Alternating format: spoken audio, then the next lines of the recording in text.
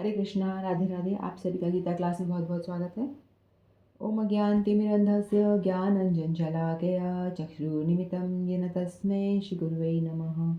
गुरुवे गौरचन्द्राय राधिकाय सदालय कृष्णाय कृष्णभक्ताय तद्भक्ताय नमो नमः। नमो विष्णुपादाय राधिकाय प्रियात्मने श्रीमद्भक्तिवेदान्तनारायणीति नामिने। श्री कृष्ण लीला कथने सुदाक्षम् अवधार्य माद्रे गुणेशुद्धं वरं वरेण्यं पुरुषं महन्तं नारायणं तं शिरसा नमामि। श्रीचैतन्यमनोभीष्टं स्थापितं येन भूतले स्वयं रूपः कदा मह्यं ददाति स्वपदान्तिकम्। आजानुलम्बितभुजो कनकावदातु सङ्कीर्तनकपित्रो कमलायताक्षो विश्वम्भरो द्विजवरो युगधरं पालो वन्दे जगत्प्रियकरो कर्णावतारो। नमो महावदन्याय कृष्णप्रेमप्रदायते कृष्णाय कृष्णचैतन्यनाम्ने गौरत्विषे नमः। हे कृष्ण करुणा सिन्धो दीनबन्धो जगत्पते गोपेशा गोपिका कान्त श्रीराधाकान्त नमस्तुते। तत्कञ्चन गौराङ्गी राधे वृन्दावनेश्वरी वृषभानुसुते देवी प्रणमामि हरिप्रिये। नीलाचल निवासाय नित्याय परमात्मने बलभद्र सुभद्राभ्यां जगन्नाथाय ते नमः। जय श्री कृष्ण चैतन्य प्रभु नित्यानंद श्री अद्वैत गदाधर शिवासादि गौर भक्त वृंद। हरे कृष्ण कृष्ण कृष्ण हरे हरे, हरे राम राम राम हरे हरे। हरे कृष्णा कृष्ण कृष्ण हरे हरे, हरे राम राम राम हरे हरे। मैं सर्वप्रथम अपने परम आराध्यतम गुरुपाद पद्म नित्य लीला प्रवेश विष्णुपाद अष्टोत्तर शत श्रीमद् भक्ति वेदांत नारायण गोसाई महाराज जी के श्री चरणों में अनंत कोटि दंडवत प्रणाम करती हूँ। तत्पश्चात समस्त रूपानुगुरु परंपरा के चरणों में मेरा अनंत कोटि दंडवत प्रणाम। आप सभी को मेरा यथा योग्य दंडवत प्रणाम स्वीकारो। हरे कृष्णा। तो आज एक विशेष तिथि है।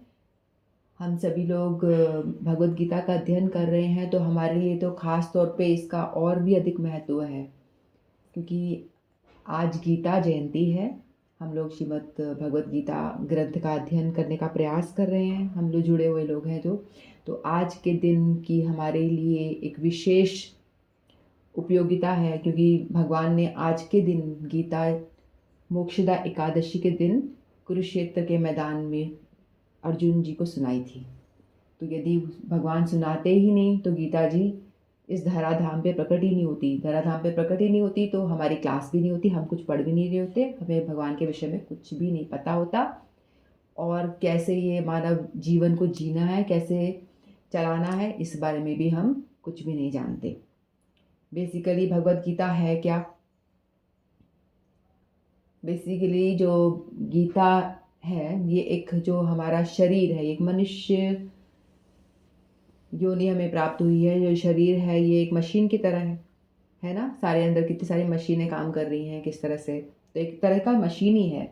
तो हर मशीन के साथ में जैसे कि एक मैनुअल आता है, उसी तरह से भगवान ने हम लोगों को भी इस मानव देह रूपी मशीन के साथ में एक मैनुअल दिया है कि इस शरीर को आप किस तरह से चलाएं और किस तरह से इसको ऑपरेट करें।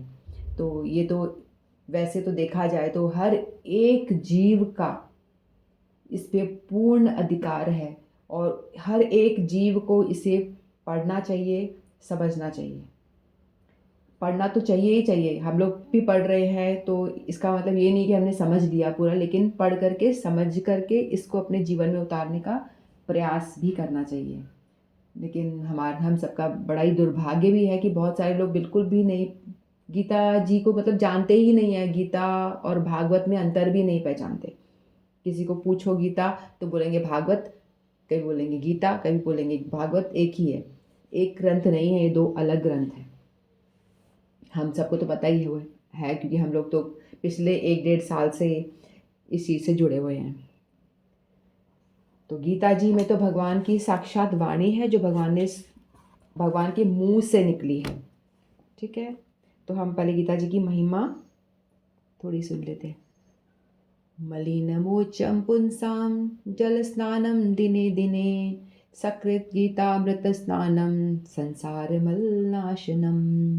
मनुष्य जल में स्नान करके नित्य अपने को स्वच्छ कर लेता है, लेकिन यदि कोई भगवत गीता रूपी पवित्र गंगा जल में एक बार भी स्नान कर ले तो वह भव सागर की मलिनता से सदा सदा के लिए मुक्त हो जाता है। ठीक है, हम लोग तो सोचते हैं हमने शरीर का स्नान, ऊपरी स्नान हम कर लेते हैं, ऊपर से अपने शरीर को अच्छे से स्वच्छ कर लेते हैं, धो लेते हैं तो हम शुद्ध हो गए। लेकिन अंदर जो हमारे कचरा भरा हुआ है उसका स्नान कैसे होगा, उसके विषय में हम कोई नहीं सोचते। तो भगवत गीता ही वो माध्यम है जिसको अपन पढ़ करके, जान करके हम अपने अंदर का स्नान भी नित्य कर सकते हैं।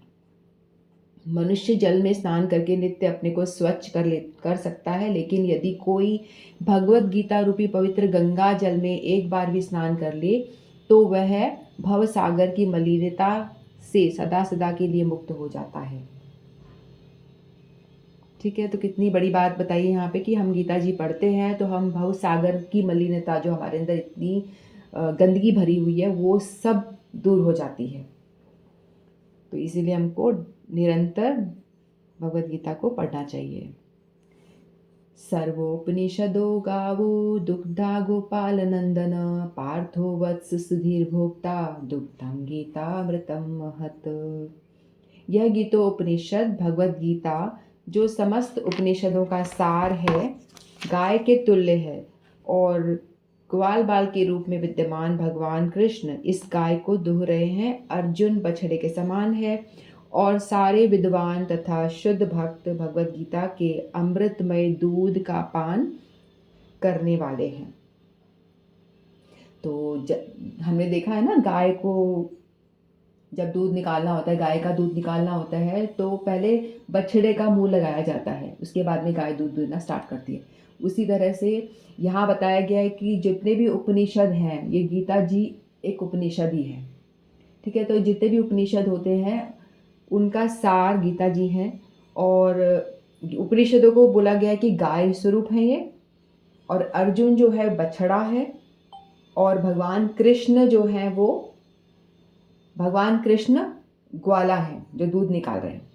तो उपनिषदों का दूध निकालने बैठे हैं भगवान कृष्ण, जो उनका निचोड़ बोल रहे हैं भगवत गीता का, और अर्जुन के माध्यम से।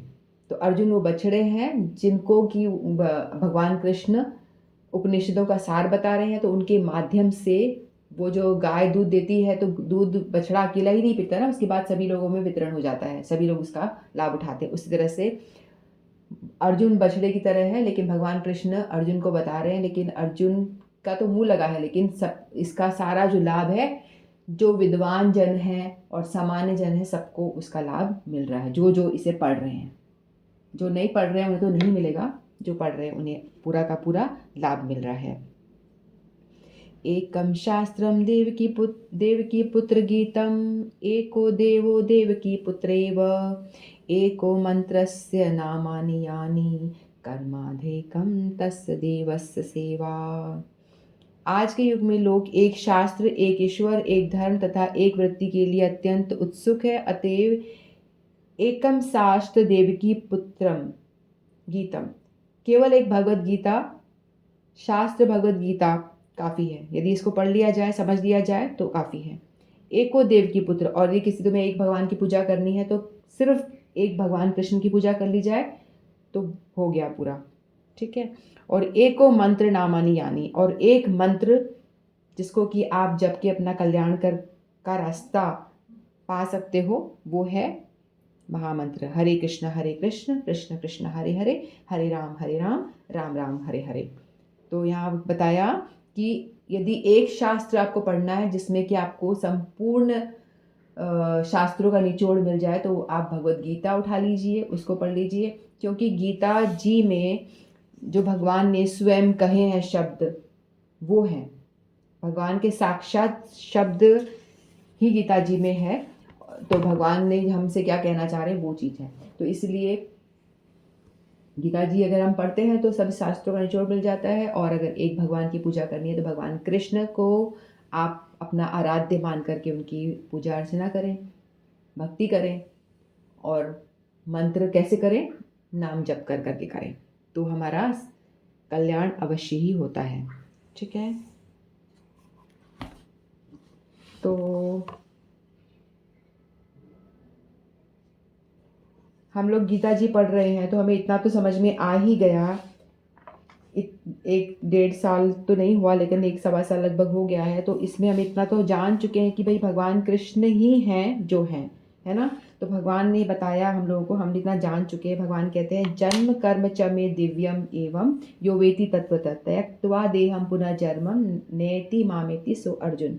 तो भगवान कह रहे हैं कि जिसने मेरे जन्म को, मेरे कर्म को समझ लिया ठीक से, और मेरी दिव्यता को अच्छी तरह समझ लिया कि मैं कौन हूँ, मेरा जन्म क्यों होता है, और मैं ऐसी लीलाएं क्यों करता हूँ, जो मेरे विषय में तत्व से जान जाता है, तो उस जीव का इतना कल्याण होता है कि उसको पुनर्जन्म लेना नहीं पड़ता, दोबारा इस संसार में आना नहीं पड़ता। ठीक है, तो हम लोग थोड़ा थोड़ा कुछ कुछ श्लोकों को ले लेते हैं गीता जी के। तो हमने सबसे पहले अध्याय में, तो लोग कहते हैं ना, ज़्यादातर लोग सोचते हैं कि भाई पहला अध्याय क्यों लिया गया, इसमें तो भगवान ने कुछ बोला ही नहीं है। लोग बोलेंगे भाई चलो छोड़ो, फर्स्ट अध्याय को छोड़ो, इसमें तो सिर्फ अर्जुन और धृतराष्ट्र ने एक क्वेश्चन पूछा है और अर्जुन ही बोले जा रहे हैं। तो पहले अध्याय को स्किप करो और सेकंड से पढ़ना शुरू करो, क्योंकि भगवान बोल रहे हैं। लोगों को ज़्यादातर वेट होता है ना कि भगवानुवाच, जब भगवान बोल रहे हैं चलो भगवान की वाणी हम सुने, है ना। लेकिन हमें इस चीज़ को समझना चाहिए कि पहला अध्याय जो है वो नींव है, वो बहुत इम्पॉर्टेंट है, और वो हमको एक बहुत बड़ा लेसन देता है। क्या लेसन देता है पहला अध्याय? इसमें हमने देखा कि फर्स्ट अध्याय में कुरुक्षेत्र का मैदान है, जहाँ पे कि दोनों सेनाएं खड़ी हैं और अर्जुन भ्रमित हो रहे हैं, मोहित हो रहे हैं, और वो अपने ही स्वजनों के सामने धनुष बाण उठाना नहीं चाह रहे, और उनको बहुत डर लग रहा है, कांप रहे हैं कि कैसे मारे, है ना। और फिर वो खुद ही तर्क दिए जा रहे हैं कि ऐसा नहीं करना चाहिए, मुझे पाप चढ़ेगा, अपने भाइयों को मारूंगा, अपने गुरुजनों को मारूंगा, इनको मारूंगा तो मुझे बहुत पाप होगा, मुझे नहीं करना ये सब, मुझे कोई बात नहीं, ये लोग मेरा राज्य ले ले तो ले ले, मुझे कोई फ़र्क नहीं पड़ता, मैं भिक्षा मांग के खा लूँगा, कोई बात नहीं, मुझे नहीं करनी हत्या वत्या, अब मैं हत्या कर दूंगा तो इतने सारे औरतें विधवा हो जाएंगी, बच्चे अनाथ हो जाएंगे। तो बहुत सारे तर्क दिए, अपने आप बोले जा रहे बोले जा रहे। तो लेकिन लास्ट में भगवान सिर्फ सुनते जा रहे, कुछ भी जवाब नहीं दिया भगवान ने। फिर बाद में जैसे ही अर्जुन ने सरेंडर किया, जैसे ही उन्होंने बोला कि देखा कि भाई भगवान तो कुछ बोलते ही नहीं, कोई रिएक्शन नहीं दे रहे, मैं खुद ही बोला जा रहा हूँ, ऐसे भगवान को बोला चाहिए हाँ अर्जुन तू सही कह रहा है, हाँ हाँ ठीक है, ऐसा कुछ वो एक्सपेक्ट कर रहे थे, लेकिन कुछ भी नहीं कहा उन्होंने, भगवान ने।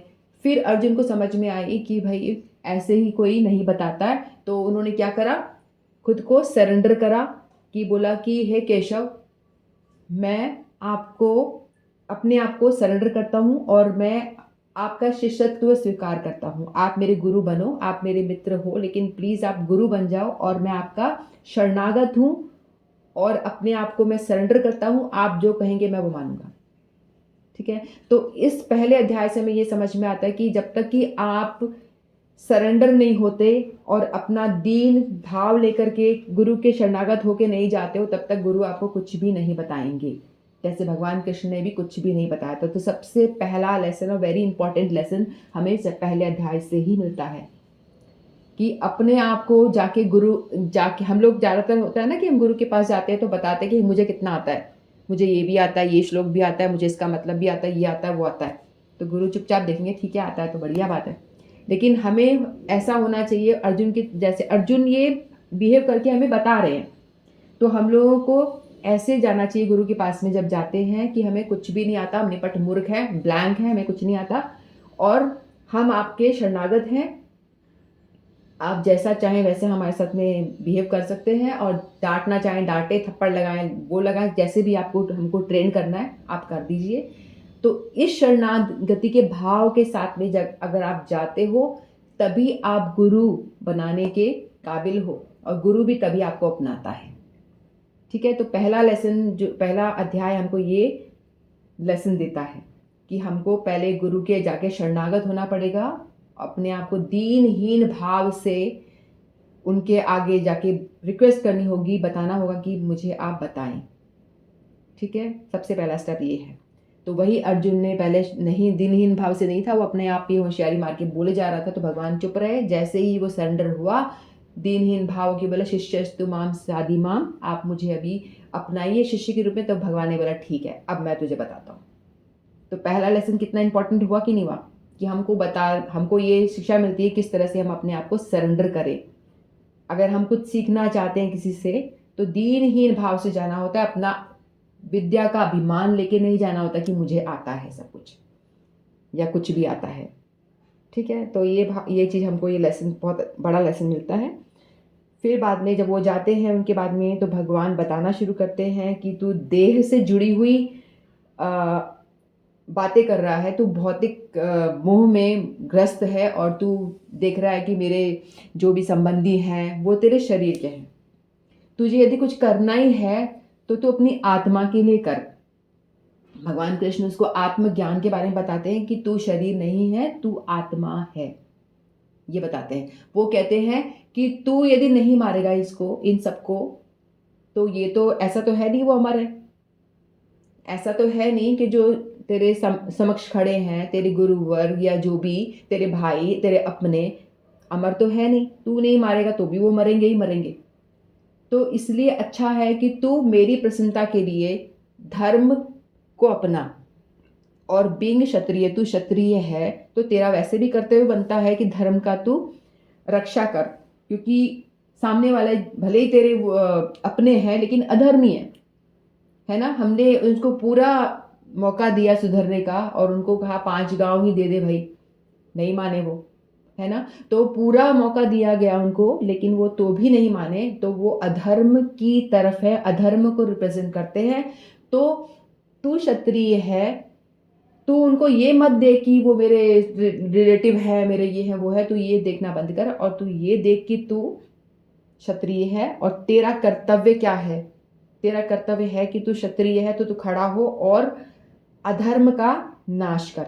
तू नहीं मारेगा तो भी वो तो मरेंगे ही, तो बेटर है कि तू मेरी कहने पर तू इनको मार। ठीक है, तो इस तरह से उसको, अर्जुन को भगवान मोटिवेट करते हैं, भगवत गीता में लास्ट तक मोटिवेट ही करते रहते हैं। फिर भगवान उनको आत्मज्ञान का, आत्मा के विषय में ज्ञान देते हैं। कहते हैं कि तू शरीर नहीं है, तू आत्मा है। नैनम छिंदंती शस्त्राणि नैनम दहती पावका न चैलम चैवम कले दियंत्यापो न शोषयति मारुत, कि जो आत्मा है कभी मरती नहीं है, तू इनको मार भी देगा तो ये मरेंगे तो है नहीं। इनकी आत्मा तो अजर अमर है, इनको ना तो अग्नि जला सकती है, ना हवा उड़ा सकती है, ना पानी भिगो सकता है, ना गला सकता है। तो आत्मा को कोई शस्त्र ना तो काट सकता है, तलवार भी काट सकती है। तो आत्मा का कभी नाश होता ही नहीं है। जो जिनको तू कह रहा है कि वो मर जाएंगे, वो नहीं मरेंगे, जबकि उनका शरीर मरेगा, वो तो एज इट इज बने रहेंगे, उनका कुछ भी नहीं होगा, उनकी आत्मा नहीं मरने वाली। तो तुझे यदि सोचना है तो आत्म कल्याण के विषय में, आत्मा के विषय में तू बोल। इस तरह से भगवान उसको बताते हैं। फिर भगवान उनको थोड़ा वो शिक्षा देते हैं, भक्ति की शिक्षा देते हैं। फिर कहते हैं कि नेहा विक्रम नाशोस्ति प्रत्यवायो न विद्यते स्वल्पमपस धर्म से त्रायते महतो भयात। मैं कुछ कुछ श्लोक ले रही हूँ गीता जी के, ऐसे पूरा तो नहीं बता रही, कोई कोई श्लोक को अपन जो जो इंपॉर्टेंट लग रहा है उसको मैं थोड़ा अपन चर्चा कर लेते हैं। तो भगवान ने बताया था दूसरे अध्याय में ही, पहले तो आत्मज्ञान दिया था अर्जुन को, फिर आगे आगे बात बताई थी कि भाई नेहा विक्रम नाशुति, यानी यदि भक्ति का यदि कोई भी आचरण आप करते हो तो उसका कभी भी नाश नहीं होता। यदि आपने आज इस मोमेंट पे हरे कृष्णा मंत्र का जप हमने कर लिया, हम सब ने मिलकर एक साथ कर लिया, हमने भगवत गीता का ज्ञान सुन लिया, ये बात अलग है कि कौन कितने ध्यान से सुन रहा है और कौन कितने ध्यान से बोल रहा है, मनन कर रहा है, चिंतन कर रहा है, उसको उसके अनुरूप ही फल मिलता है ना। हम अच्छे ध्यान से कोई चीज़ पढ़ते हैं, पढ़ाई भी हम ध्यान से करते हैं तो हमको पूरा ग्रहण कर पाते हैं, चीज़ों को अच्छे नंबर ला पाते हैं। और थोड़ा ध्यान इधर उधर होता है तो हम आधी चीज़ ग्रहण कर पाते हैं, और फिर भी हमें ऑन रख के थोड़ा बहुत हम कोशिश करते हैं तो हम और कम ग्रहण कर पाते हैं। लेकिन ना करने से तो अच्छा है कि हम कुछ कर रहे हैं, है ना, ये बड़ी बात है। तो इसलिए एट प्रेजेंट इस मोमेंट पे भी हमने यदि भगवद गीता का जो ज्ञान हम ले पा रहे ले लिया तो उससे हमारा बहुत कल्याण होगा और ये हमको बहुत बड़े भय से बचा सकता है, बहुत बड़े भय से बचा सकता है। ठीक है, तो बताया कि जो भगवद गीता पढ़ता है, भागवत पढ़ता है, भगवान का मंत्र जप ये सब करता है तो उसको उसका कभी भी उसकी भक्ति जो है वो एज इट इज़ बनी रहती है, चाहे वो दूसरा जन्म भी ले ले तो उसकी भक्ति एज इट इज़ बनी रहती है। तो हमने इस जन्म में हमने मान लो 10% भक्ति करी तो नेक्स्ट जन्म हमारा होगा तो हम उसको 11 से स्टार्ट करेंगे, 11% से स्टार्ट करेंगे। तो भगवान ने आश्वासन दिया कि भक्ति का कभी भी नाश नहीं होता, चाहे वो थोड़ी सी ही क्यों ना करी हो, तो हमेशा वो इटर्नल बनी रहे। जैसे आत्मा कभी नहीं मरती वैसे भक्ति भी इटर्नल है, क्योंकि आत्मा के लिए किया गया कोई भी कार्य इटर्नल ही होता है, उसका कभी भी नाश नहीं होता। तो भगवान ने ये बहुत बड़ी शिक्षा दी हम लोगों को। और फिर भगवान ने तृतीय अध्याय में काफ़ी कुछ बताया कि भजन हम करते हैं तो इससे क्या होता है, हमारा शोक भय ये सब हट दूर हो जाता है ना। कैसे दूर हो जाता है, यदि हम भजन करते हैं तो हमको पता चलता है कि सब कुछ भगवान का ही है, हम भगवान पे सरेंडर होना सीखते हैं। भगवद गीता हमको सरेंडर होना सिखाती है, भगवान की शरणागत होना सिखाती है कि भगवान की एक निष्ठ भक्ति हम करें, ये चीज़ हमको भगवद गीता सिखाती है। मन मना भव मद भक्तो मध्याजीवाम नमस्कुरु। भगवान कहते हैं कि मेरा ही बन जा, मुझे ही प्रणाम कर, कुछ नहीं कर सकता तो कम से कम प्रणाम ही तो कर। ये हमारे गुरुदेव का रोज कोट आ रहा है, छोटे छोटे शॉर्ट्स में आ रहे हैं। तो अर्जुन पूछता है कि आप कह रहे हो कि मेरी पूजा कर, मेरी भक्ति कर, तो मैं इस युद्ध के मैदान में यहाँ खड़ा हूँ, यहाँ कैसे करूँ, यहाँ तो मुझे युद्ध करना है और आप कह रहे हो कि भक्ति कर, ये कर, कैसे मैं तुम्हें मुझे याद कर। तो भगवान वो कहते हैं, कृष्ण कहते हैं कि तू भजन नहीं कर पा रहा है तो कम से कम मुझे प्रणाम तो कर सकता है, एक बार प्रणाम ही कर ले, मतलब प्रणाम कर ले और फिर जा, बाकी मैं संभालूंगा। और जो कर्म करने जा रहा है, युद्ध कर रहा है, उसको मेरे लिए कर, मेरे लिए कर, है ना। तो कर्म योग में हमने ये सीखा कि हम कुछ भी कर रहे हैं, करने के बाद में उसको भगवान को ऑफर कर रहे हैं। जैसे खाना बनाया है, उसको बाद में अपने लिए बनाया, फिर उसको भगवान को थोड़ा ऑफर कर दिया, फिर उसको प्रसाद बनाए खा लिया। तो गुरुदेव बताते हैं कि निम्न कोटि की भक्ति है ये, निम्न कोटि की भक्ति है, लेकिन संसार में तो लोग इतना भी नहीं करते, तो ये बहुत अच्छा है। होना ये चाहिए कि खाना ही भगवान के लिए बना लो पूरा का पूरा, है ना। मतलब कुछ करके उसमें से थोड़ा सा भगवान को देना, उससे अच्छा है कि पूरा का पूरा ही अपने आप को ही भगवान को ऑफर कर दिया जाए। ऐसा कि खाना ही भगवान के लिए बना लिया जाए, मतलब पूरे के पूरे आप भगवान के शरणागत हो जाओ, तो जो भी कुछ काम करोगे भगवान के लिए ही होगा, इस तरह से। फिर भगवान इसमें बताया कि किस तरह से हम भक्ति करे, कैसे करे। फिर यज्ञ शिष्टा शिन संतो मुच्यंते सर किलवशे भुंजते ते तदम पापा ये पचंत्यात कारणात्। फिर बताया गया, भगवान ने बताया, शिक्षा दी थी कि जो भी कुछ कर रहे हैं हम भगवान के लिए करें, यज्ञ के लिए करें। यज्ञार्थ कर्मणो, यानी जो भी कुछ कर रहे हो यज्ञ के लिए करो, यज्ञ यानी भगवान के लिए करो, भगवान के लिए ही हर एक एक्टिविटी करो। जैसे युद्ध अर्जुन को बोला करने के लिए, तो बोला तू तेरे लिए कर रहा है, अभी अपने लिए सोच रहा है, मुझे ये होगा, मुझे ये, मेरे से अटैचमेंट, वो सब सोच रहा है। तो भगवान ने कहा था कि तू मेरे लिए कर, युद्ध कर रहा है तो अपने लिए मत कर, मेरे लिए कर, मेरे लिए युद्ध कर। तो यज्ञार्थ कर्मणो, यानी जो भी कर्म कर रहे हो वो यज्ञ के लिए करो, यज्ञ यानी भगवान के लिए करो, कुछ भी कर्म कर रहे हो, ठीक है। तो यहाँ पर यज्ञ शिष्टा सिने संतो, यानी आप कुछ भी चीज खाना बना रहे हो तो उसको भगवान के लिए ही बनाओ, फिर उनको भगवान को ऑफर करके फिर ही खाओ। यदि ऐसा नहीं करोगे, जो लोग बिना भोग लगाए खाते हैं वो लोग क्या करते हैं, वो डायरेक्ट पाप खाते हैं, ठीक है। तो भक्ति में बने रहने के लिए बहुत ही इंपॉर्टेंट चीज क्या होती है, देखो 4-5 चीजें हमें हमेशा याद रखनी चाहिए यदि हमें भक्ति में बने रहना है। भगवत गीता की टीचिंग्स को अपनी लाइफ में प्रैक्टिकली इन्वॉल्व करना है, अप्लाई करना है, तो 4-5 चीज़ें हमको हमेशा याद रखनी है और उसको हमें फॉलो करना है।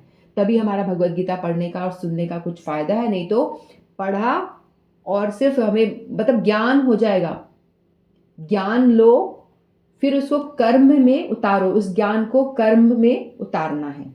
तो ज्ञान मतलब आपको समझ में आ जाए बातें तत्व की, उसके बाद में उसको आप अप्लाई करो, ठीक है। तो ए मन एसोसिएशन, यदि हमें भक्ति में जिंदा रहना है तो सबसे पहला है कि आप एसोसिएशन करो अपने से उठे हुए भक्तों के साथ में। गुरुवर्गों की कथा डेली सुनो, जो भी हमारे गुरुओं की कथा आती है वो डेली सुनो, ग्रंथ से रोज कुछ पढ़ो।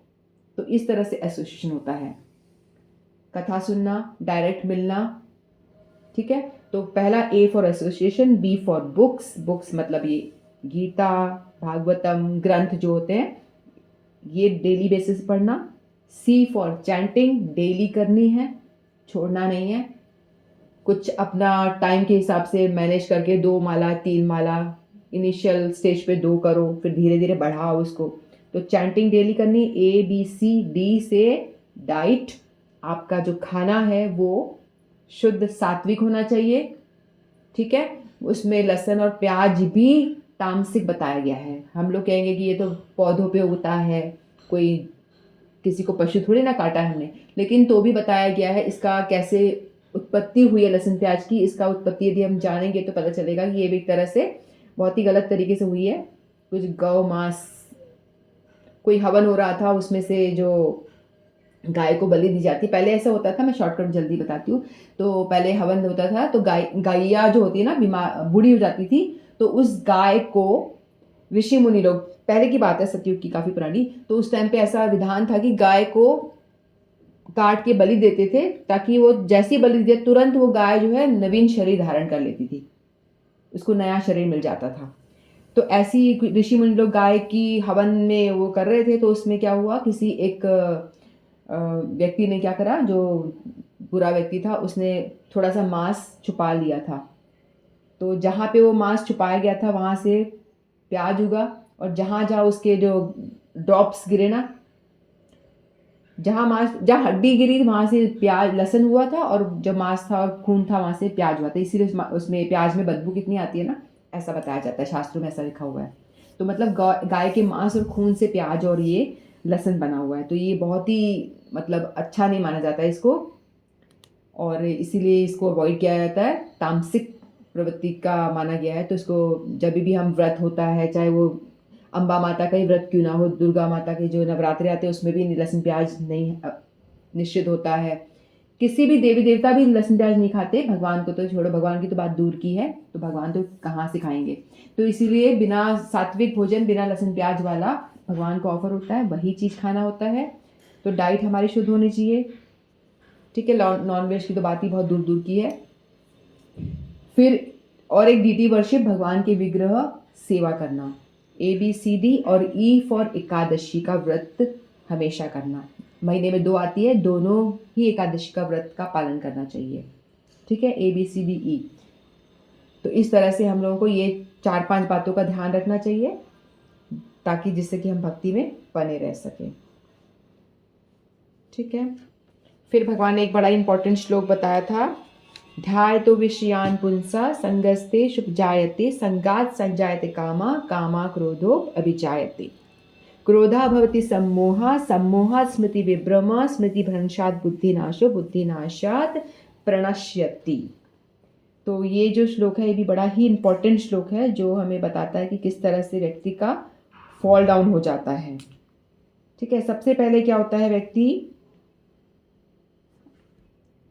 सबसे पहले क्या करता है व्यक्ति, विषयों का चिंतन करने वाले पुरुष की उस विषयों में आसक्ति हो जाती है। आसक्ति में विषयों की कामना उत्पन्न होती है, और कामनाओं में विघ्न पड़ने पर क्रोध उत्पन्न होता है, ठीक है। तो सबसे पहले क्या होता है, विषयों का चिंतन। कोई व्यक्ति बैठ के विषयों का चिंतन करता है कि मेरे को ये वस्तु चाहिए, या कोई वस्तु कोई भी चीज़, उसके विषय में वो चिंतन करता है। और डिज़ायर, प्रॉब्लम कहाँ से स्टार्ट होती है, आसक्ति से, डिज़ायर से, मुझे ये चाहिए, ऐसा वो सोचना शुरू करता है। सोचते सोचते क्या होता है, उसका चिंतन जो होता है वो बहुत ज़्यादा बढ़ जाता है। पहले तो वो कोई चीज़ देखता है, ठीक है। उसको कहीं मान लो कहीं वो जा रहा है रास्ते में और देखता है कोई अच्छा उसकी पसंद की कोई ड्रेस, समझ लीजिए कोई ड्रेस है या फ़ोन है, कुछ भी चीज़ है, तो उसकी नज़र पड़ती है, उसको अच्छी लगती है। फिर वो घर पे आता है, उसके बारे में सोचता रहता है, सोचता रहता है, चिंतन शुरू कर देता है। चिंतन के बाद में मुझे वो चीज़ चाहिए, कैसे मिलेगी, कैसे मिलेगी, ध्यान करता रहता है, कैसे मिलेगी, कैसे मिलेगी, कैसे मिलेगी। फिर यदि वो मिल जाती है उसको, तो उसको लगता है और चाहिए मुझे, संतुष्टि थोड़ी ना हो जाती है, उसको और चाहिए होती है, उसकी डिज़ायर और होती है। और यदि नहीं मिल पाती, वो अपना पूरा प्रयास करता है उस चीज़ को पाने के लिए, नहीं मिल पाता तो क्या होता है, उसको गुस्सा आना शुरू हो जाता है कि मेरे को क्यों नहीं मिल रही है, उसे मिल गई मुझे नहीं मिल रही, इस तरह से। तो उसको गुस्सा आता है। तो सारी प्रॉब्लम की जड़ क्या है, हमारी आसक्ति। ठीक है, हम सारी प्रॉब्लम की जड़ है हमारी आसक्ति, जो बहुत ज़्यादा होती है हमारी किसी वस्तु को लेके, किसी चीज़ को लेकर के। तो हम उसके बारे में ध्यान करते रहते, चिंतन करते रहते, वो चाहिए, डिज़ायर इतनी ज़्यादा स्ट्रांग हो जाती है। फिर मिल जाती है तो कहते हैं कि हमको और चाहिए, है ना। रसगुल्ला खाया, हमें टेस्टी लगा, और दो, एक और दो, है ना। तो हमको और की डिमांड होती है, डिज़ायर और बढ़ जाती है। और यदि नहीं मिलता तो क्यों नहीं मिला, गुस्सा आता है, मेरी खाने की इच्छा थी, मुझे मिला नहीं। तो फिर ये ध्याय तो विषयान पुंसो संगास्ते सुजायते, संगात संजायते कामा, कामा क्रोधो विचारते। फिर क्रोध आता है। फिर क्रोध आता है तो क्या होता है, स्मृति। क्रोधा भवती सम्मोह, सम्मोहा स्मृति विभ्रम, स्मृति भ्रंशात बुद्धिनाशो, बुद्धिनाशात प्रणश्यति। फिर जब बहुत तेज गुस्सा आता है, तो बहुत तेज गुस्सा आता है तो क्या होता है, बुद्धि का नाश हो जाता है, अपना आपा इंसान खो जाता है। फिर वो बुद्धि उसकी मतलब विनाश हो जाता है। फिर बाद में उसकी कुछ भी उल्टे सीधे काम करता है। एनी हाउ वो जो उसकी डिज़ायर है उसको पूर्ति करनी है, उसको कैसे भी करके, चाहे हुक और कुक, कोई गलत काम करना पड़े तो वो भी करेगा, कुछ भी करना पड़े करेगा। बुद्धि उसकी ऐसी हो गई है, उसकी डिज़ायर आसक्ति इतनी ज़्यादा है, तो वो कैसे भी करके वो अपनी इच्छा को पूर्ति करेगा। इस तरह से क्या होगा, व्यक्ति का फॉल डाउन हो जाएगा और वो अपनी स्थिति से गिर जाएगा। तो ये बहुत ही इंपॉर्टेंट श्लोक है। क्यों व्यक्ति क्यों गलत काम करता है, क्यों करता है, क्योंकि उसकी आसक्ति, उसकी डिज़ायर जो है बहुत ही स्ट्रॉन्ग है, और बहुत ज़्यादा स्ट्रॉन्ग होने के कारण पूरी होती है तो और चाहिए, नहीं पूरी होती तो गुस्सा आता है, गुस्सा आता है तो कुछ भी उल्टा सीधा करके अपनी आसक्ति, डिज़ायर को पूरी करता ही करता है। ठीक है। फिर भगवान ने श्लोक बोला था, अथ केन प्रयुक्तो यम पापम चरति पुरुष अनिच्छनापि वाष्णेय बलाधीव नियोजत।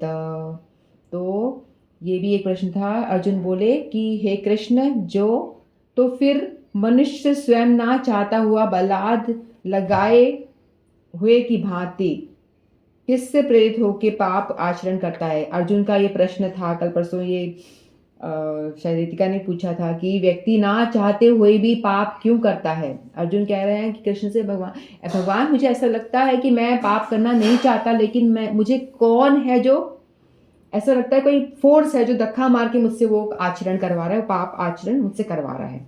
ऐसा क्यों होता है। तो भगवान क्या बोलते हैं, काम एष क्रोध एष रजोगुण समुद्भव महाशनु महापापमा विधियेनम यह वैरिणम।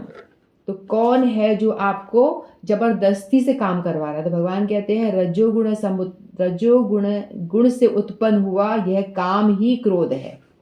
ठीक है। रजोगुण यानी हमारी जो डिजायर बहुत ज्यादा होती है ना, ये चाहिए वो चाहिए, एडवांसमेंट की, ऊपर उठने की जो डिजायर होती है, रजोगुण अपने आप को उठाने की मटीरियली, वो डिजायर ही आपको आगे पूर्ति नहीं होती तो वो क्रोध उत्पन्न कर देता है आपको।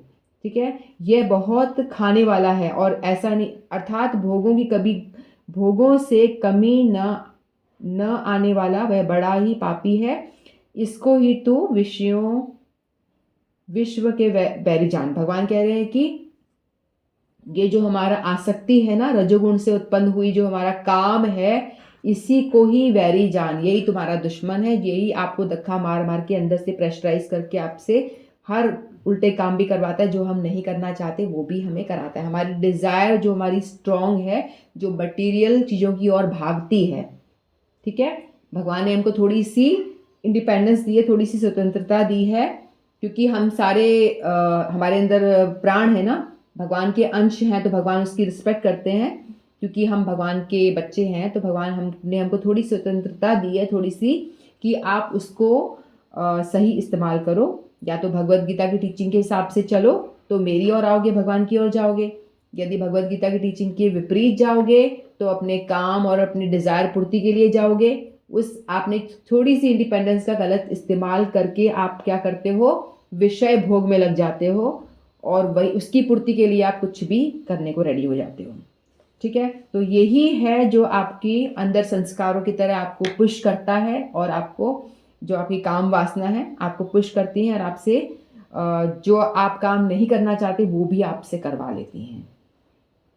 तो अर्जुन ने ये प्रश्न पूछा था कि बहुत इंपॉर्टेंट है, हम लोगों को भी ये बार बार मन में उठता है कि ऐसा हम क्यों करते हैं। हमें पता है कि सिगरेट पे लिखा हुआ है इंजीरियस टू हेल्थ, अच्छा नहीं है, लेकिन तो भी हम इतना उसको पढ़ते हैं, इग्नोर करते हैं, पीते हैं फिर भी, है ना। हर एक चीज पे लिखा होता है, जैसे दारू जो होता है, मादक वस्तुएं, उस पर भी लिखा रहता है कि इंजीरियस टू हेल्थ, आपको कैंसर भी हो सकता है। पढ़ेंगे उसको, इग्नोर करके फिर उसका सेवन करते हैं, क्योंकि हमारा जो संस्कार बना हुआ है इतना गहरा बना हुआ है कि हम उसको ना चाहते हुए भी करते ही हैं वो काम। ठीक है, तो इसलिए हमारे संस्कारों को बदलना पड़ेगा। उसके लिए हमें क्या करना पड़ेगा, उसके लिए हमें भगवद गीता की टीचिंग्स को अपनाना पड़ेगा, भगवान कृष्ण की भक्ति की ओर मुड़ना पड़ेगा। हरे कृष्ण महामंत्र का जप रेगुलर बेसिस पर करेंगे तो धीरे धीरे क्या होता है, हमारे संस्कार भी बदल जाते हैं। फिर हम कुछ कुछ श्लोक मैं ले रही हूँ बीच बीच में से, सारे नहीं ले रही। फिर अर्जुन ने पूछा था भगवान से, छठे अध्याय में भगवान ने कहा था अपने मन पे कंट्रोल करना है। ध्यान, जो ध्यान योग का चैप्टर था, इसमें भगवान ने मन के विषय में बता रही थी, मन को वश में कर अर्जुन। तो भगवान अर्जुन कहते हैं, चंचलम ही मन कृष्ण प्रमाधि बलवदृढ़ तस्याहम निग्रहम मन्ये वायुरिव सुदुष्करम।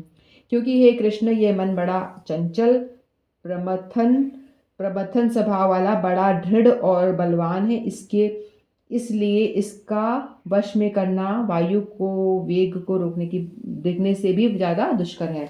तो अर्जुन कहते हैं कि कृष्ण, आपने कहा मन को वश में करो, बल्कि मन तो इतना चंचल है, इतना प्रमादी है, इतना बलवृद्ध है, इतना बलवान है, इसको वश में करना बड़ा मुश्किल है। मैं हवा के वेग को वश में कर सकता हूँ, वायु के वेग को मैं वश में कर लूंगा, जो मुश्किल है, नामुमकिन है। लेकिन अर्जुन कह रहे हैं, जो इतने बड़े धनुर्धर हैं और जो द्वापर युग में भगवान कृष्ण के सामने खड़े हैं, जिनके अंदर कितनी सारी क्वालिटीज हैं, वो कह रहे हैं कि मन को वश में करना बड़ा मुश्किल है, कैसे करूं इसे वश में, ये तो बहुत ही प्रमादी है। जैसे कि किसी को मन में रात को इच्छा हो गई, एकदम से टीवी देख रहे हैं, देखते देखते कोई ऐड आया, पिज्ज़ा का ऐड आ गया, देख के मन में तो खाना है, मुझे खाना है, और एकदम से मन में इच्छा जागृत होगी, मुझे खाना है, और वो कैसे लाऊं, चलो कार उठाऊं या बाइक उठाऊं, लेकर जाऊं, फिर वो उसकी इच्छा इतनी, डिज़ायर इतनी ज़्यादा होगी, मन ने कहा मुझे खाना है ना, और फिर उसकी बुद्धि का काम हो गया, चल कैसे खाना है वो प्लान करेगा। बाइक लेता हूँ, टोपी वोपी बांधता हूँ, ठंड का टाइम है, और निकल जाता हूँ। निकला, फिर उस एक रेस्टोरेंट पे गया, दूसरे पे गया, तीसरे पे गया, यहाँ नहीं, बहुत रात हो चुकी है, नहीं मिल रहा आपको।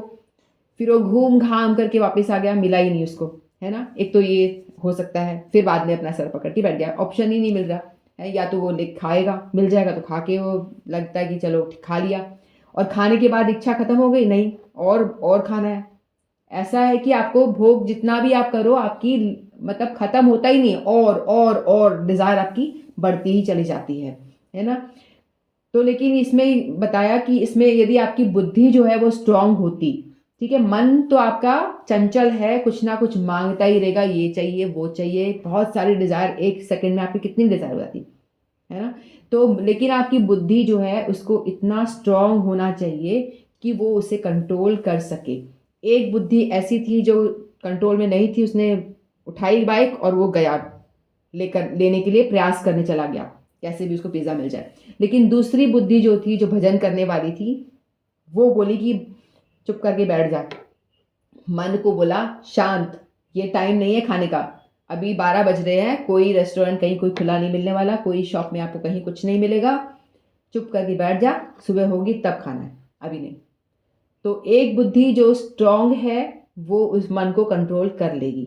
ऐसा बताया गया है, हमारी जो इंद्रियां हैं वो 10 घोड़े हैं, एक रथ है जिसके 10 घोड़े हैं, और सारथी जो है वो बुद्धि है, ठीक है, और मन जो है वो सवार है उसके ऊपर, नहीं मन आत्मा सवार है। ठीक है, तो मन जो है, मन क्या करता रहेगा, मन मन का काम होगा कि मुझे ये चाहिए वो चाहिए, ऐसे जो डिज़ायर होती है ना, वैसे ही घोड़े जो है इधर उधर भाग रहे हैं। इंद्रियां हमारी इधर उधर भागती हैं क्योंकि हमारी बहुत सारी डिज़ायर होती हैं, तो कभी इधर भागती है, कभी आंखें ये देखती है उधर, देखने वाली इंद्री भाग रही है, कभी कानों वाली इंद्रियां भाग रही है, कभी सूंघने वाली। तो सारी जितने घोड़े हैं 10, वो सारे इधर उधर भाग रहे होते हैं। लेकिन जो सारथी है वो हमारी बुद्धि है। ठीक है, और वो चाहे उसकी लगाम स्ट्रांग पकड़ेगी तो वो इसको राइट डायरेक्शन लेके जाएगी। ठीक है, जो घोड़े इधर उधर भाग रहे हैं, ऑफ रूट जा रहे हैं, उनको राइट डायरेक्शन में पकड़ के लेकर जाएगी। आत्मा सवार है। सवारी कौन कर रहा है? आत्मा। घोड़े के अंदर जो बैठा है आत्मा है, वो चुप करके बैठा हुआ है। ठीक है, तो लेकिन सारथी यदि हमारा स्ट्रांग नहीं होगा, जो इंद्रियां हैं वो इधर उधर भागेंगी, तो हमारे मन जो है, मन जो है वो इंद्रियों का स्वामी होता है। मन हर इंद्रिय के साथ में होता है, मन हर इंद्रियों के साथ में होता है। तो मन इधर उधर करता रहता है, इंद्रियां कर इधर उधर जाना नहीं, मन जा रहा है इधर उधर। तो सारथी यदि स्ट्रांग है बुद्धि, तो उनको कंट्रोल कर लेगा खींच करके इंद्रियों के, कि नहीं इधर नहीं जाना, आपको स्ट्रेट रास्ते पे ही चलना है, यानी रॉन्ग डायरेक्शन में वो जाने नहीं देगा। यदि आपकी मन मन इधर उधर भागेगा, यदि हमारा बुद्धि स्ट्रांग होगी तो इधर उधर नहीं जाने देगी। ठीक है, वो कैसे होगा? हमारा बुद्धि यानी हमारे सारथी, हमारे बॉडी रूपी घोड़े, जो 10 इंद्रियां हैं इधर उधर भागती हैं, उनको संभालने के लिए हमारी बुद्धि स्ट्रांग कैसे होगी? यदि हम भजन करेंगे, भगवान से पावर लेंगे, हरि नाम जप करेंगे तो हमें पावर मिलेगा, उससे ही हमारी बुद्धि स्ट्रांग होगी और वही हमें हमारी मतलब हमारी इंद्रियों को कंट्रोल कर सकता है, अदरवाइज कोई और उपाय नहीं है। तो भगवान इसका उत्तर क्या देते हैं? असंशयम ही महाभाऊ मनो दुर्निग्रहम चलम अभ्यासेन तु कौन्तेय वैराग्येन च गृह्यते। तो भगवान भी ये कह रहे हैं, श्री भगवान बोले, हे महाभाऊ, निसंदेह मन चंचल और कठिनता से वश में होने वाला है, किंतु हे कुंती पुत्र अर्जुन, यह अभ्यास और वैराग्य से वश में होता है। तो अभ्यास करना पड़ेगा और वैराग्य, इसी से ही मन को वश में किया जा सकता है, और कोई उपाय नहीं है। अभ्यास किस चीज का? भगवान की ओर बढ़ने का, भगवान का निरंतर स्मरण करने का अभ्यास करना। और निरंतर स्मरण कैसे बन जाएगा? ऐसे ही बन जाएगा, हम मन में भगवान के बारे में सोचना शुरू कर देंगे। चिंतन तभी बनेगा जब हम भगवान के विषय में चर्चा करेंगे, भगवान के विषय में सुनेंगे, उनकी लीला कथाओं के विषय में सुनेंगे, ये अभ्यास करेंगे और निरंतर भगवान का नाम जपेंगे, तो ही अभ्यास हो पाएगा। तो भगवान कह रहे हैं मन को वश में करने का एकमात्र उपाय है अभ्यास और वैराग्य। ठीक है, जिस तरह से आप प्रैक्टिस करोगे, भक्ति की प्रैक्टिस करोगे, तो अपने आप से ऑटोमेटिकली आपको वैराग्य भी आ जाएगा। वैराग्य यानी जितना आप भक्ति की ओर बढ़ोगे अभ्यास कर करके, उतना आप मटेरियल चीज़ों को धीरे धीरे छोड़ते जाओगे, उससे अटैच, आपका जो अटैचमेंट तगड़ा वाला है ना, वो छूटता जाएगा। ठीक है, तो भगवान ने बताया इस तरह से हम अपने आप को वश में कर सकते हैं। फिर एक श्लोक लेते हैं, चतुर्विधा भजन्ते माम जना सुकृतिनो अर्जुन आर्थो जिज्ञासु अर्थार्थी ज्ञानी च भद्रशव। तो हे भरतवंशियों में श्रेष्ठ अर्जुन, उत्तम कर्म करने वाले अर्थार्थी, आर्थ जिज्ञासु और ज्ञानी, ऐसे 4 प्रकार के भक्तजन मुझको भजते हैं। भगवान कहते हैं कि 4 तरह के लोग मेरे पास आते हैं भजन करने के लिए। एक होता है अर्थार्थी, यानी बहुत ज़्यादा पैसों की जिसको कमी है, तो अर्थ की कमी है, तो वो भगवान से मुझे पैसे चाहिए ऐसे करके डिज़ायर लेके भगवान के पास आते हैं। और एक होता है आर्थ, दुखी होके, बहुत दुख से परेशान, चारों तरफ से दुख ही दुख है, कहाँ जाऊँ क्या करूँ, दुखी होकर के भगवान के पास में आता है। और एक होता है ज्ञानी। और आर्थो अर्थार्थी, आर्थ, एक जिज्ञासु, एक जिज्ञासा लेके कि ऐसा क्यों हो रहा है, क्यों लोग जन्म ले रहे हैं, कैसे हो रहा है ये, कैसे फूल खिल रहा है, कैसे बच्चा जन्म ले पा रहा है, कैसे मर जाता है तो आत्मा कहाँ चली जाती है, ऐसे क्वेश्चंस मन में आ रहे हैं। बर्थ कैसे हो जाता है, गर्भ में कैसे बच्चा, हाथ पैर कैसे बन जाते हैं, किस तरह से वो बड़ा हो रहा है, व्यक्ति छोटे से बड़ा कैसे हो रहा है अपने आप से, कौन खींच रहा है उसको, खींच नहीं रहा, बड़ा कैसे हो रहा है, पेड़ कैसे बड़े हो रहे हैं, ऐसे बहुत सारे क्वेश्चंस दिमाग में आएंगे। ये कौन सी एनर्जी है जो ये सब हो रहा है, तो वो जिज्ञासा लेके जानने के लिए ग्रंथ खोलेगा, भगवान के पास आएगा। ठीक है, तो भगवान कहते हैं ये 4 तरह के लोग मेरे पास में आते हैं। तो इनमें से सर्वश्रेष्ठ है ज्ञानी, जो मुझे जानता है और मुझे समझता है कि मैं भगवान हूँ, मेरे विषय में जानता है, तो मुझसे प्रेम वश वो आता है, तो वो सबसे प्रिय वो है। तो लेकिन चारों ही बहुत श्रेष्ठ हैं, ये भी अच्छे हैं। इनमें से श्रेष्ठ तो ज्ञानी है, जो मुझसे प्रेम करके आता है, मेरे बारे में जान के आता है। लेकिन ये बाकी जो 3 आ रहे हैं, ये भी अच्छे हैं, ये भी पुण्यवान हैं, इनके बड़े पुण्य, इसलिए वो मुझे भगवान रूप में भज रहे हैं, देवी देवताओं के पास में ना जाकर के मेरे पास में आ रहे हैं। तो ये सब भी बहुत अच्छे हैं। तो हमें भगवान इसमें शिक्षा देते हैं कि अगर हमें कुछ डिज़ायर भी है, कुछ चाहते भी हैं, तो हम देवी देवताओं के पास ना जाएं, डायरेक्ट भगवान के पास ही जाएं, तो भगवान उससे भी प्रसन्न होते हैं। ठीक है, कोई कष्ट भी है तो भगवान के पास जाके बोले, क्योंकि वही हमारे परम पिता हैं, वही हमारे कष्टों का निवारण भी कर सकते हैं। उन्हीं के पास में आके अपना रोना रोएं, दुनिया के पास में नहीं, क्योंकि दुनिया तो सिर्फ हंसेगी और मजाक उड़ाएगी, कुछ नहीं करेगी और आपकी हेल्प भी नहीं करेगी। तो अपनी बेहतर है कि अपना कोई प्रॉब्लम हो, कोई दुख हो, कोई दर्द हो, तो भगवान कह रहे हैं, खुद कह रहे हैं कि वो अच्छे लोग हैं, भगवान प्रसन्न होते हैं, उनके पास जाके अपना दुखड़ा रो। दुखी हो तो पैसे चाहिए तो उन्हीं से मांगो, पड़ोसी से मत मांग रहे जाओ, अपने माता पिता से ही मांगो। ठीक है, तो भगवान कहते हैं ये लोग अच्छे हैं तो मेरे पास आते हैं। तो जो लोग देवी देवताओं के पास जाते हैं तो भगवान कहते हैं उनको मूर्ख हैं, अक्ल नहीं है उनके अंदर, उनको ये नहीं पता कि उनको सारा पावर मैंने ही दिया है। ठीक है, तो इस तरह से हमें जो भी कुछ परेशानी हो, कुछ भी हो, तो हमें हमेशा भगवान के पास ही जाना चाहिए, भगवान को ही अप्रोच करना चाहिए, जिससे कि भगवान प्रसन्न होते हैं। बहुनाम जन्म नामन्ते ज्ञानवान मां प्रपद्यते वासुदेव सर्वमिति स महात्मा दुर्लभम। बहुत जन्म के अंत में जन्म में तत्व ज्ञान को प्राप्त पुरुष सब कुछ वासुदेव ही है, इस प्रकार मुझको भजता है वह महात्मा सुदुर्लभ है।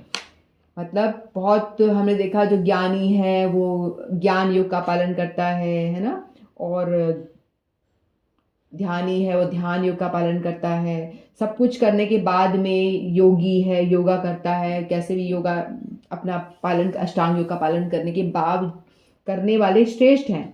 बहुत अनंत मनुष्य, सहस्त्र मनुष्य हैं, बहुत सारे लोगों में से ऐसे लोग विरले हैं जो ये ज्ञान ध्यान अष्टांग योग का पालन करते हैं। लेकिन इनमें से भी जो भक्ति योग का पालन करके आगे आता है, भक्ति योग का पालन करने के लिए आगे आता है, वो बहुत ही विरला है। दुनिया में खचाखच लोग भरे हुए हैं, लेकिन उनमें से कुछ विरले लोग ही हैं जो अष्टांग योग, ज्ञान योग, ध्यान योग का पालन करते हैं। और इनमें भी पालन करते हुए जो भक्ति योग का पालन करते हैं वो सर्वश्रेष्ठ हैं, और वो बहुत ही विरले हैं जो भगवान कृष्ण को भगवान कृष्ण के रूप में मानते हैं, जानते हैं, पहचानते हैं। तो हम लोग भी उनमें से विरले हैं जो हम मानते हैं, पहचानते हैं भगवान को। भगवान तो मानते ही है ना। तो भगवान यहाँ कह रहे हैं कि वो लोग, हम लोग भी ऐसे लग रहा है कि बहुत सारे, लेकिन भगवान को भगवान रूप में मानना ये अलग बात है। सिर्फ कुछ हो तो भगवान के पास ही जाना है, बस, और कहीं नहीं। अनन्य भक्त, उनकी बात हो रही है, उनकी नहीं, जो देवी इनको भी मानते हैं उनको भी मानते हैं, ऐसा नहीं, इधर उधर नहीं जाना, सिर्फ भगवान के पास ही जाना है, कुछ भी चाहिए तो। वैसे विरले हैं भक्त, शुद्ध भक्त की बात हो रही है, जो बहुत विरले हैं। ठीक है, तो भगवान ऐसे बताते हैं। तो ऐसे भगवान ने बहुत सारी बातें बताई हैं, तो हम कुछ कुछ लोग ले रहे हैं जो हमको लग रहा है कि कुछ इंपॉर्टेंट है। फिर भगवान ने 7वें अध्याय में 8वें अध्याय में बताया था कि बहुत इंपॉर्टेंट बात भगवान ने बताई, जो हम पढ़ चुके हैं वही हम चर्चा कर रहे हैं, इंपॉर्टेंट, कि किस तरह से अर्जुन ने प्रश्न पूछा था कि मरते वक्त क्या भाव होना चाहिए, कैसे भगवत प्राप्ति हो। तो भगवान कहते हैं अंत काले च माम एवं स्मरण मुक्त वा कलेवरम य प्रयाति च मद्भावम याति नान्यत्र संशयम। भगवान कह रहे हैं जो पुरुष अंत काल में मुझको ही स्मरण करता हुआ शरीर का त्याग कर जाता है वह मेरे साक्षात स्वरूप को प्राप्त होता है, इसमें कुछ भी संशय नहीं है। तो हमें अंत काल में कोई बोलेगा क्या बात, ठीक है मरते टाइम बोल लूँगा कृष्ण हरे कृष्ण राधे राधे राम राम बोल लूँगा। तो भगवान कह रहे हैं कि मरते टाइम जिसके मुंह से राम का नाम, कृष्ण का नाम, राधा रानी का नाम, किसी भगवत स्मरण हुआ है या नाम मुंह से निकल आए अनायास ही, तो इसमें कोई संशय नहीं है कि उसको भगवत प्राप्ति होगी, वो भगवत धाम जाएगा। भगवान यहाँ कह रहे हैं, भगवान यहाँ पे बोल रहे हैं, तो उसकी भगवत प्राप्ति होगी ही होगी।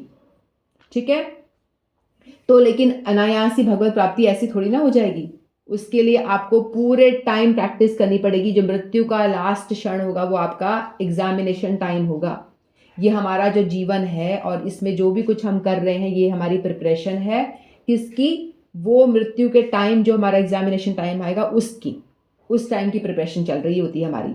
और उसकी प्रिपरेशन कुछ लोग होते हैं कुछ करते ही नहीं, आउट ऑफ द सिलेबस रहते हैं, वो तो अपना गाना बजाना ये सॉन्ग वो सॉन्ग लगे हुए हैं अपने उल्टे सीधे कामों में। तो वो क्या एग्ज़ाम देंगे? कुछ पढ़ ही नहीं रहे वो तो, है ना। और पढ़ाई वो कर रहे हैं जो भगवत गीता पढ़ रहे हैं, भगवान ने जो मैनुअल दी है शरीर के साथ में, उसके अकॉर्डिंगली चल रहे हैं, वही पढ़ाई करेंगे ना। सिलेबस जानता है वही तो पढ़ेगा। तो मैनुअल को हमने पढ़ा है, मैनुअल पढ़ रहे हैं तो हम कैसे अपनी बॉडी रूपी मशीन को ऑपरेट करना है हम जान रहे हैं। उसके बाद भगवान ने बताया सतत कृतयंतु मान भी, सतत मेरा चिंतन कर, हमेशा कंटिन्यूअस मेरा चिंतन कर भगवत गीता के अकॉर्डिंगली। तो वो कैसे पॉसिबल है? हमारे से तो होगा नहीं। तो हमारे गुरु वर्ग जो हैं बड़े दयालु हैं, कहते कोई बात नहीं, तुम प्रैक्टिस करो, 16 राउंड से शुरू करो, माला उठा लो, नीम की उठा लो, पहले 16 राउंड से शुरू करो। अगर आप लहसुन प्याज खा रहे हो तो नीम वाली माला से शुरू कर लो, ठीक है। फिर धीरे धीरे धीरे सतत करने के लिए 16 को और बढ़ाओ, फिर और बढ़ाओ। तो ऐसे हमने देखे हैं जो 64 माला करते हैं। तो हम लोग तो बोलेंगे ये तो हमारे से होगा ही नहीं, तो कोई बात नहीं, तो हम कम से कम बिगिनिंग तो करें, 2 से कर लें शुरू, 2 से स्टार्ट कर लें, है ना। तो इस तरह से कंटिन्यूअस हम सतत करेंगे तो धीरे धीरे धीरे लास्ट तभी ऐसा होगा कि लास्ट मोमेंट पे हमारे मुंह में भगवान का नाम आ पाएगा। क्योंकि जो हरे कृष्ण महामंत्र हम जो कर रहे हैं विदाउट एनी कॉन्शियस भी अगर हम बोल रहे हैं हरे कृष्ण कृष्ण कृष्ण हरे हरे, हरे राम राम राम हरे हरे, हम कभी और काम भी कर रहे होते हैं तो मुंह से निकालता हरे कृष्ण कृष्ण हरे कृष्ण, राधे राधे, वृंदावन में होता है राधे राधे राधे राधे, है ना। तो इस तरह से मुंह में इतनी प्रैक्टिस कर लें कि अनायास ही मुंह में वो शब्द आ जाए। तो जैसे हमारा एक्सीडेंट हो, मरने को जा रहे हो तो हरे कृष्णा राधे राधे ऐसे मुंह से आ ही जाएं, ठीक है। तो ऐसा हमें प्रयास, ऐसी प्रैक्टिस लाइफ टाइम में ऐसी प्रैक्टिस हमें कर लेनी चाहिए जिससे कि लास्ट मोमेंट पे हमारे मुंह में अनायासी मुंह में भगवान नाम आ जाए। लेकिन उसके लिए हमें पूरी लाइफ प्रैक्टिस करना पड़ेगा। नंदिनी आपने हैंड रेज किया था, कुछ कहना था या गलती से हो गया था, सॉरी। ठीक है कोई बात नहीं, ठीक है। तो इसके लिए ऐसे ही हमारा भगवान नाम लास्ट अंतिम क्षण में नहीं आएगा, उसके लिए हमें पूरा प्रिपरेशन करनी पड़ेगी। ये life is preparation and death time is examination time. उसमें क्या है? अंतकाले मामेव स्मरण भाव, भगवान का स्मरण हो आए अनायासी, या भगवान का नाम मुंह से निकल जाए, उसके लिए प्रैक्टिस के लिए हमें जितना ज़्यादा हो सके हमें अपने सामर्थ्य के हिसाब से भगवान नाम का जप अवश्य ही करना चाहिए। फिर यम यम व्यापी स्मरण भावम त्यज्यन्ते कलेवरम तम तमेवेति कौन्तेय सदा तद्भाव भावित, ठीक है। तो हे कुंती पुत्र अर्जुन, यह मनुष्य अंत काल में जिन जिन भी भाव की स्मरण करता हुआ शरीर का त्याग करता है, अंत में उसी भाव को प्राप्त होता है, क्योंकि वह सदा उसी भाव में भावित रहता है। तो भगवान बता रहे हैं कि जिस भाव को लेकर के आप अपने शरीर का त्याग करते हो वही भाव को आप प्राप्त होते हो। तो आपने पूरी जिंदगी भर पैसा पैसा पैसा करा है, बिजनेस बिजनेस बिजनेस, पैसा पैसा पैसा, ये बंगला ले लिया, ये कार ले ली, वो ले ली, पैसा पैसा पैसा करोगे तो लास्ट में क्या होगा? सोते रहे अरे मेरे तिजोरी में पैसा रखा है, उसका क्या होगा? स्मरण किसका आएगा? पैसे का ही आएगा। अरे मैं तो मर रहा हूं, उसको कौन भोगेगा? तो स्मरण क्या आएगा? पैसों का। ऐसे लोगों की गति क्या होगी? सांप बनेंगे, वो तिजोरी के ऊपर जाके बैठेंगे फिर, ठीक है। तो इसीलिए पूरी जिंदगी यदि भजन करोगे तो भगवान का स्मरण आए, कॉन्शियस में भगवान को बिठाया तो भगवान अंत टाइम में भगवान स्मरण में आएंगे। यदि पूरी जिंदगी में अपने बच्चों को बिठाया तो तुम उनके बच्चे बन जाओगे नेक्स्ट लाइफ में। स्मरी पूरी जिंदगी में अपने पति का ध्यान करा तो तुम्हें मेल फॉर्म मिलेगा। पूरी जिंदगी में तुमने पत्नी का ध्यान किया तो तुम्हें लास्ट मोमेंट पे पत्नी का स्मरण हो आएगा, तो तुम्हें औरत का जीवन मिल जाएगा। और यदि तुमने कुत्ते बिल्ली पाल रखे हैं, स्मरते टाइम आपने कुत्ते का स्मरण किया तो सॉरी टू से जिसने कुत्ते पाले हुए हैं, यहाँ तो मुझे लगता नहीं कोई होगा, तो उनको नेक्स्ट लाइफ कुत्ता ही बनना पड़ेगा। क्योंकि तुम मरते टाइम तुमने अपने कुत्ते, अपने पेट को याद किया तो तुम अपने कुत्ते वाली बॉडी में जाओगे। तो इसीलिए बहुत ज़्यादा ज़रूरी है कि हम इस चीज़ के लिए बहुत केयरफुल रहें कि पूरी लाइफ हम जो करते हैं वही पिक्चर हमारे लास्ट मोमेंट पे हमारे सामने आता है, ठीक है। लास्ट क्लिक में क्या आ रहा है वो बहुत इंपॉर्टेंट है। एक फोटोग्राफर फोटो ले रहा है, ठीक है, और उसने फोटो ले रही है, आप बड़े अच्छे टिप टॉप होकर आए हो, सुंदर बड़ा एकदम बढ़िया, एकदम टाई शाई लगा के बैठे हो अपना, आप बढ़िया और जैसे ही उसने क्लिक लिया, आपने मुंह खोल दिया या इधर उधर देख लिया, तो आपका मुंह गोल मटोल टेढ़ा मेढ़ा कुछ आ गया, तो वो बोलेगा ये क्या फ़ोटो खींची है, मैं तो इतनी अच्छी से रेडी होकर के मैंने फ़ोटो खिंचाई। तो बोला हम कुछ नहीं कर सकते, लास्ट क्लिक में आपने क्या करा, मुंह खोल दिया आपका, तो आप वैसा ही आपका कैप्चर हो गया। तो इसीलिए हमारा जो लास्ट क्लिक होगा, तो उस टाइम पे हमारा कौन सा भाव आएगा, और वही भाव आएगा जो हमने पूरी लाइफ काम किया हुआ है, जो हमने ज़्यादातर टाइम पूरा स्पेंड किया। आज पूरे दिन मैंने क्या काम करा, रात को सोते टाइम वही ध्यान में आएगा। पूरे दिन मैंने बाहर जाके घूमा फिरा, तो लास्ट में सोते टाइम वही स्मरण आएगा ना, आज वहाँ पे गई, वहाँ पे ये करा, उस पार्क में गई, ये करा, वो करा, वो सब स्मरण में आएगा। अगर पूरे दिन मैंने अगर मैं गोविंद देव जी गई, उसके बाद में गोपीनाथ जी गई, फिर जैसे हम जयपुर में रहते हैं तो जयपुर वाले गोपीनाथ जी की, फिर राधा मदन मोहन जी गई, फिर बाद में इधर उधर राधा माधव गई, राधा नटवर जी गई, सारे जितने भी दर्शन करे, सारे दर्शन करे, उसके बाद में वहाँ कीर्तन कथा अटेंड करी, तो ज़्यादातर टाइम मैंने इसी में स्पेंड किया। तो सोते रहे मेरे मन में क्या आएगा, गोविंद देव जी का स्मरण आएगा, वही कीर्तन स्मरण में आएंगे। तो जिस काम में आप ज़्यादा टाइम लगाओगे वही स्मरण में आएगा। उसी तरह से, ये तो मैंने एक दिन की बात बताई, इसी तरह से पूरी आजीवन आप जिस काम में रहोगे वही स्मरण आपका लास्ट मोमेंट पे बनेगा और वही आपकी गति होगी। तो इसीलिए अच्छा है कि हमें जितना टाइम हो अब भगवत चर्चा में निकालना चाहिए। तो भगवत गीता हमें यही सिखाती है कि किस तरह से हम भगवान की शरणागत हो जाएं, और किस तरह से भगवत गीता हमको ये सिखाती है कि किस तरह से हम अपने कॉन्शियस को चेंज कर पाएं। दुख और सुख हमारे जीवन में आएंगे ही आएंगे, उसको हम बदल सकते नहीं हैं। जो हम कर्म करके आए हैं उसके अकॉर्डिंगली हमें वो सभी भुगतना पड़ेगा। ऐसा नहीं है कि एक भक्त है तो उसके जीवन में कोई कष्ट नहीं आएगा। लोग बोलते हैं ना, तू तो बड़ी भक्ति करती है, तू तो ये, तो अक्सर सुनना पड़ता है भक्तों को कि तू तो बड़ी भक्ति करती है, बड़ी माला करती है, ये करती है, और तेरे घर में तुझे इतनी परेशानी आ रखी है, तुझे ही क्यों, तुझे इतनी प्रॉब्लम आ रखी है। लेकिन उस भक्त से पूछो कि उसके पास प्रॉब्लम आ रखी है वो उसके पूर्व के कर्मों के हिसाब से। अभी तो भजन कर रही है, कोई कर्म नहीं बनेंगे उसके, क्योंकि वो भजन कर रही है, उसकी समझ अक्ल आ गई है, तो भजन में लग गई है। मैं तो अब समझ में आ गया है तो भजन में लग गई हूँ। लेकिन पूर्व में मैंने जो किया है उसका पाप तो भोगना पड़ेगा, मुझे भोगना ही पड़ेगा कि नहीं पड़ेगा, वो तो खत्म हुआ नहीं है। लेकिन भजन करते करते वो खत्म हो जाएगा। और यदि वो कर्म अगर हम भोग भी रहे हैं तो हमें एक इस तरह का कॉन्शियस में रहता है कि हमने जो किया है वही आ रहा है, हम सेटिस्फाइड रहते हैं। हमें ऐसा भगवान से नहीं बोलेंगे, भगवान मैं तेरा भजन कर रहा हूँ तो तू मुझे ही क्यों कष्ट दे रहा है, वो तो पड़ोसी तो खुश है, मैं ही क्यों दुखी हूँ, मेरे साथ ही क्यों कष्ट सारे आ रहे हैं। हमें जो एक भक्त होगा वो ऐसी बात कभी भी नहीं करेगा, क्योंकि उसको पूरा कॉन्शियस होगा, पूरा ज्ञान है उसको कि मेरे पूर्व कर्मों की वजह से मैं झेल रहा हूँ और मैं झेल रही हूँ, तो मेरा वो जो अपना पाप वाला कोटा है वो कम हो रहा है, कम होता जा रहा है। और वो किसी चीज़ से आसक्त भी नहीं होगा, क्योंकि उसको अच्छी तरह से भगवत गीता जब पढ़ रहा है तो उसको समझ में आ जाता है कि इस दुनिया में कुछ भी हमारा नहीं है, सब कुछ भगवान का है ना। एक भी चीज़ ऐसी नहीं है जो हमारी है, सभी कुछ भगवान की दी हुई है। हमने ये श्लोक किया था ना, भूमि रापो नलो वायु खम मनो बुद्धि रेवच अहंकार इत्यम में भिन्ना प्रकृतिर अष्टधा। भगवान ने ही भूमि, वायु, अग्नि, पंच तत्व जो हैं, आकाश, भूमि, वायु, अग्नि और मन, बुद्धि, अहंकार, सब कुछ भगवान ने ही प्रदान किया। उसी से मिलकर के पूरी सृष्टि हुई है ना। तो हमारा कुछ भी नहीं है इस दुनिया में, तो हमें किसी चीज़ का अटैचमेंट होना ही नहीं चाहिए। तो जो भगवत गीता का अध्ययन करता है उसकी एक नॉलेज बढ़ जाता है, उसका दिमाग का जो कॉन्शियस है वो चेंज हो जाता है, उसको किसी चीज़ का शौक नहीं होता। कोई भी चीज़ उसे छूट जाती है तो उसे शौक नहीं करता, मेरा था ही नहीं, चला गया तो जाने, तो मेरा क्या था उसमें, है ना। तो उसको कोई शौक नहीं होता, क्योंकि वो इस पूरे तरह से इस चीज़ में उसका रहता है कि मेरा कुछ है ही नहीं, और भगवान ने जो दिया है वो भी मेरा नहीं है, चला जाएगा तो जाने। तो उसको किसी चीज़ का ना भूत का पास्ट का भी को डर नहीं होता, चला गया तो चला जान दो, है ना, मेरा था ही नहीं तो क्या है। और अभी जो है उसे वो चिपकता नहीं, क्योंकि उसको ये कॉन्शियस रहता है कि आज जो मेरे पास में है वो भी मेरा नहीं है।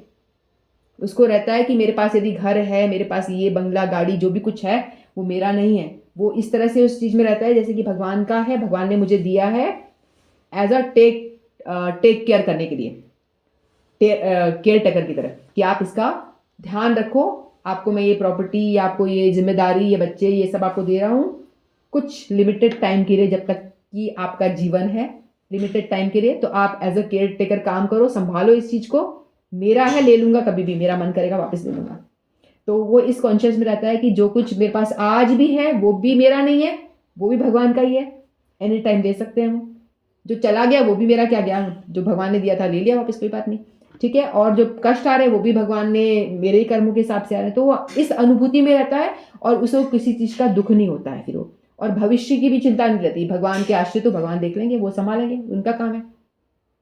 जो शुद्ध भक्त होते हैं उनकी कॉन्शियस भगवत गीता पढ़ के ऐसी हो जाती है कि मेरा कुछ है ही नहीं, चला गया तो जाने दो, मेरा कुछ था ही नहीं, ना आगे कुछ होने वाला है, और आगे की चिंता मैं करूं क्यों, मैं तो भगवान का शरणागत हो जाता हूँ। भगवान जो अपन एक श्लोक कर रहे हैं, अनन्यास चिंतयन्तु माम, कौन सा श्लोक है वो, अनन्यास चिंतयन्तु माम ते जनम पर्युपासते,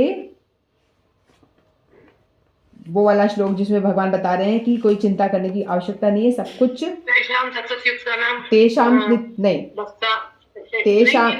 तेषां नित्याभियुक्तानां योगक्षेमं वहाम्यहम्। अनन्यास चिन्तयन्तो माम ये जना पर्युपासते तेषां नित्याभियुक्तानां योगक्षेमं वहाम्यहम्। भगवान कहते हैं ना कि जो मेरा अनन्य चिंतन करता है, मेरा शरणागत है, मेरा शुद्ध भक्त है, उसकी मैं रक्षा करता हूँ, उसके पास जो है उसकी रक्षा करता हूँ, जो नहीं है उसे मैं प्रोवाइड करता हूँ, उसकी भक्ति की भी रक्षा करता हूँ, उसकी मटेरियल चीज़ों की भी रक्षा करता हूँ। तो चिंता करने की बात ही क्या है।